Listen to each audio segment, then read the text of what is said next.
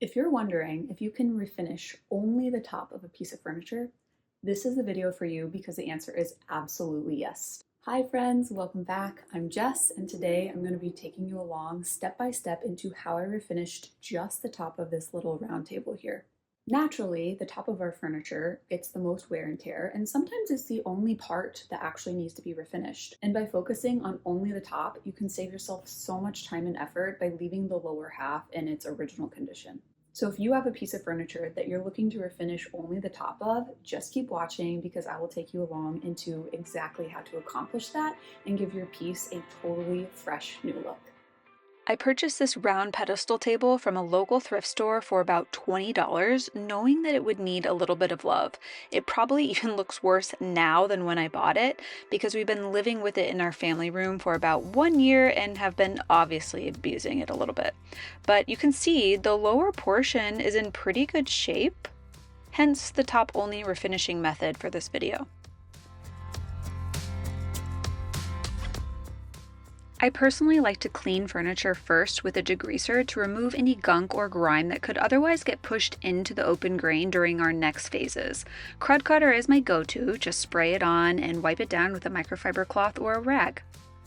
Next, I'm going in with a chemical stripper. QCS is one of my favorite strippers because it's so safe to use, non-flammable, and eco-friendly compared to many other strippers on the market.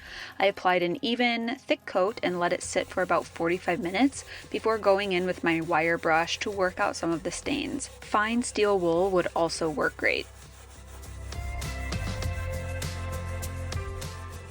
Chemical stripping is definitely optional, but does save you some time by cutting back on the sanding portion, and is also a good option if working with a thin veneer that you could risk sanding through in attempts to remove all the old finish.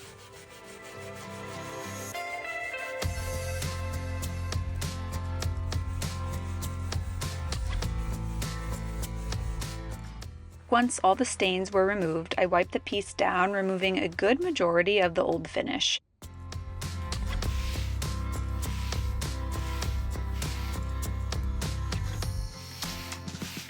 I wiped the piece down again with crud cutter and allowed it to dry before moving on to sanding.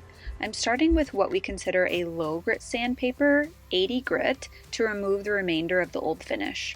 I then followed that up with 120 grit to make a smoother surface and finished off the sanding step with 220 grit to remove any swirl marks and ensure I had a super smooth finish before moving on to the next step of staining.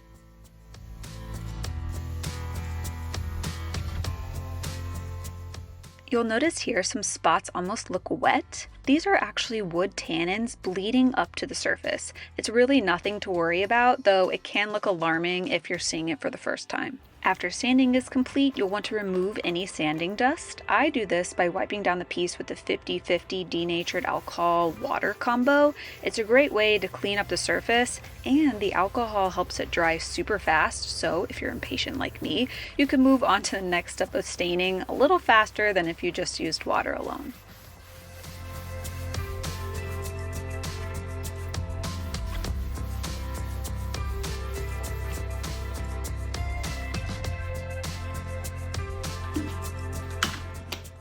After the surface is dry, we'll move on to staining, the fun part. At this point in the process, I really didn't know what color stains I was going to be using, but this nutmeg color in General Finishes gel stain appeared to be the best match out of my available stains, so I was eager to see how well this matched the bottom of the table once dry. I'm applying the stain with a sponge in the direction of the grain, and then I'll let it dry for a few minutes and wipe off any excess with a clean rag.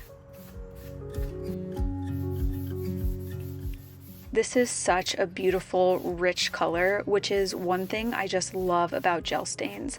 They can be a little more predictable in coverage and give you a richer color compared to regular wood stains.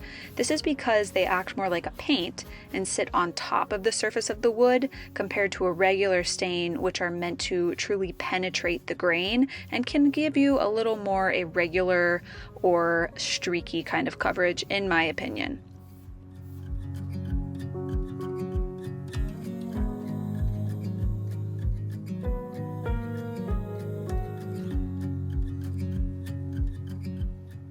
Here I'm just removing excess stain with a clean rag. If I don't, I could significantly extend the dry times. One negative about gel stains, however, is the dry time. I'm going to let this dry for 24 hours before considering a second coat. For a first round, I'm actually pretty happy with the color match. We'll see what it looks like once it's dry. The next day, I did decide to go in with a second coat. First, I'm sanding with a high grit sandpaper, 320 grit, to open up the grain a little bit, then wiping down with my denatured alcohol and water combo before applying the second coat. This is such a basic routine of refinishing that you'll see over and over again in this video.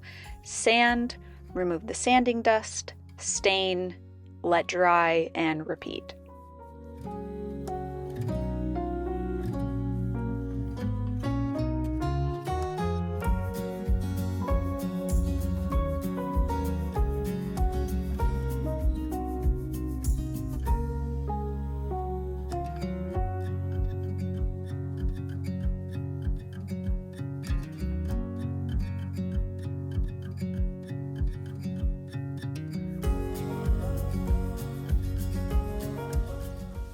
After letting this dry for 24 hours, I wasn't perfectly satisfied with my color match, but if you're happy after just 1 to 2 coats, you can skip to the top coating chapter of this video.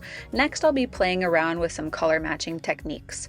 You can see the lower portion has a slightly more gray, weathered look to it that I was motivated to match. So I grabbed this weathered gray stain, which is a regular stain, not a gel stain.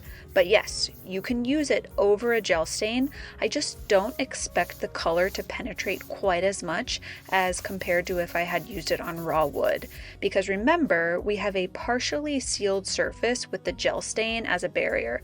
But that's okay, because I want those gray undertones to be very, very subtle.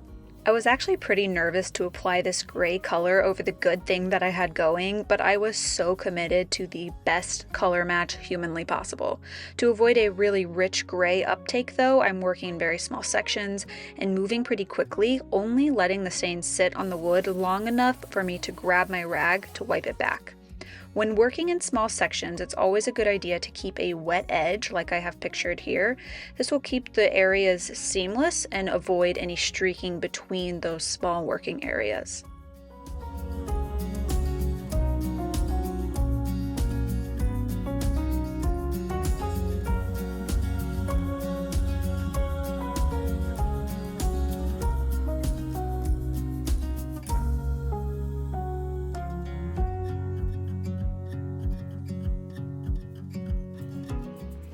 As I'm working my way around the table, you can see the coolness that weathered gray leaves. I think it will be just the thing we needed to get that aged look.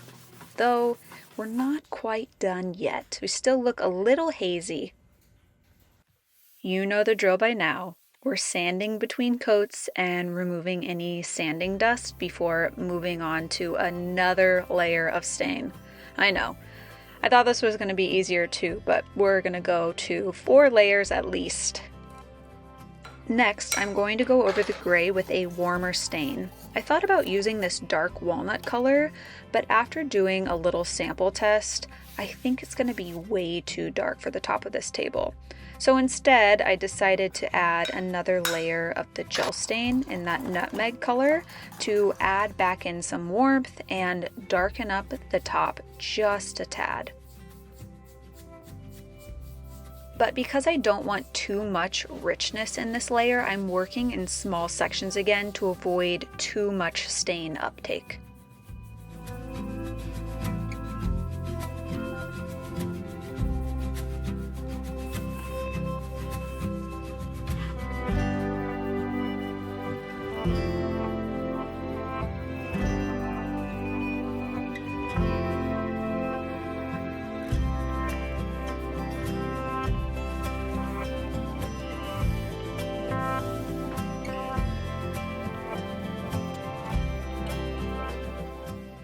By this point in my 4th layer of stain, I'm getting flat out giddy with that color match. You can see the gray peeking through just a tad. It is nearly perfect, but not quite. Do you see how that middle wood panel is just a little darker than the side pieces? It might be overkill, but I decided to apply one more layer only to the sections of the wood that didn't absorb the stain quite as deeply as that centerpiece did. I know, this is layer 5, but I really think it's going to be totally worth it.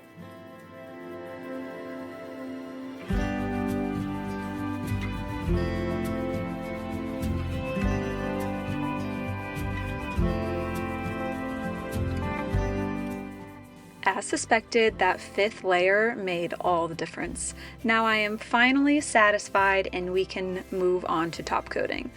As always, we sand between coats using a high grit sandpaper and wipe away any excess sanding dust. My original plan was to use this gel top coat. I love this stuff, but as you can see, it was all dried up. I had plenty of bare water-based poly on hand though, and I decided to use that instead. And yes, you can use a water-based polyurethane over oil-based gel stain. You'll just have to wait about 72 hours before top coating to make sure it's completely dry and cured. I'm using my HomeRite Finish Max sprayer to spray the top coat. This is my preferred top coating application for water-based poly. I just set it to the lowest setting, do a quick test run on some scrap cardboard, and spray a very thin coat. And I apologize, I forgot to move the camera shot and am definitely spraying off camera here. It's totally normal for it to look a little hazy at first before it dries, but I never panic, even if it looks a little splattered or sputtered a little bit, especially on the first coat. 1, because this stuff levels so well, and 2, because the first 2 coats are going to be sanded between coats anyway, so it's really just the 3rd and final coat that has to be perfect. And I sound like a broken record. I'm sanding with 600 grit at this point, wiping down with the denatured alcohol water combo before moving on to spraying the 2nd coat. We'll be applying a total of 3 coats of poly, the manufacturer's recommendation for the best durability. And here is such a great example of those self-leveling properties. You see that little splattered area? But after drying, it looks like this. Pretty impressive, huh? So just remember that, because I know it's so tempting when you see that to go back in with a little brush just to even it out, but just trust me, just leave it. And once that's dry, we're now moving on to our 3rd and final top coat. We sand, we clean, we spray. And just a reminder, we will not sand this last and final coat of poly. Here's a reminder of the top when we started, and here is the finished product back in my living room.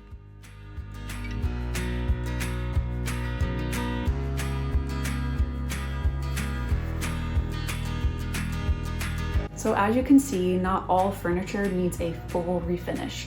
I was able to give this secondhand gem a new life without the hassle of stripping, sanding, and staining a good portion of the table. Especially if you're a beginner, this can be a fantastic starter project. It gives you the opportunity to learn the process of refinishing without committing to an entire piece, which can be kind of intimidating, and without committing to the detail work that can be kind of challenging compared to just working on a flat surface. Plus, I love how a project like this really preserves the character and charm of an old piece while still giving it a really fresh new look.